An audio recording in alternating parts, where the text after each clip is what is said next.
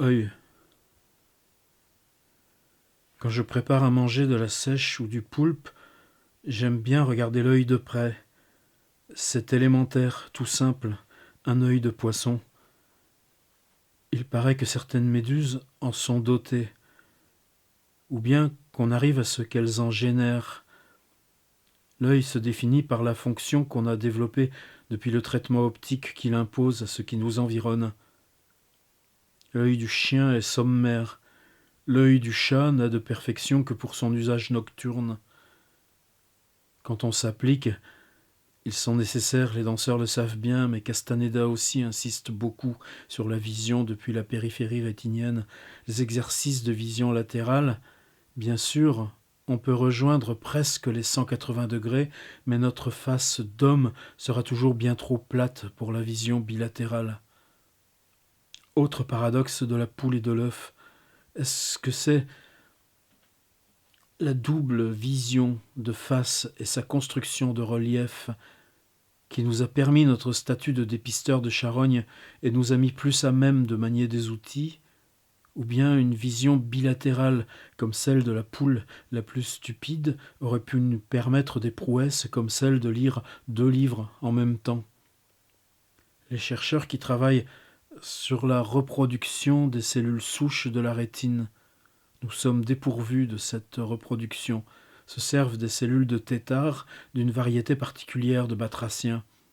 Pas évident, dans le sous-sol d'Orsay, lorsqu'on découvre ces milliers de bestioles très vaguement anthropomorphes à pendre verticalement dans leur eau glauque. Lorsqu'ensuite on voit au binoculaire à quoi ressemble un tétard de 3 mm et sa rétine de 8 microns, que nous sommes à égalité dans la construction naturelle et qu'il a sur nous la supériorité de savoir se guérir. L'énigme est plutôt dans ce double pédoncule que pousse le cerveau à peine l'embryon âgé de 3 semaines.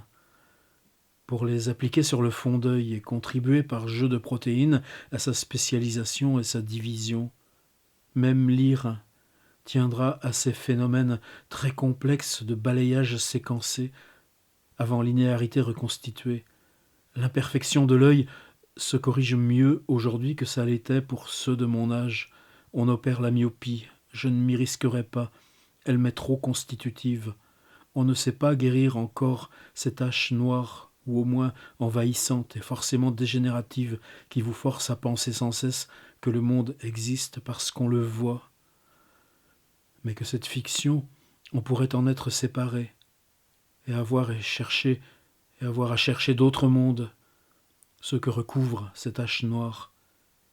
Notre dépendance à l'œil a en commun avec les mystères du cerveau, dédoublement du présent, gestes réflexes, que s'interroger sur son usage immédiat nous contraint à revenir à notre origine, ce que notre œil contient de sa propre fabrication élémentaire. Et quiconque fréquente un ou des non-voyants sait bien que cette reconnaissance immédiate et nécessaire de la beauté du monde, sans quoi on n'y avancerait pas en cherchant, ne tient pas forcément à ce qu'on le voit. Et quoi pourtant nous échappe, sinon cette peur aux taches noires.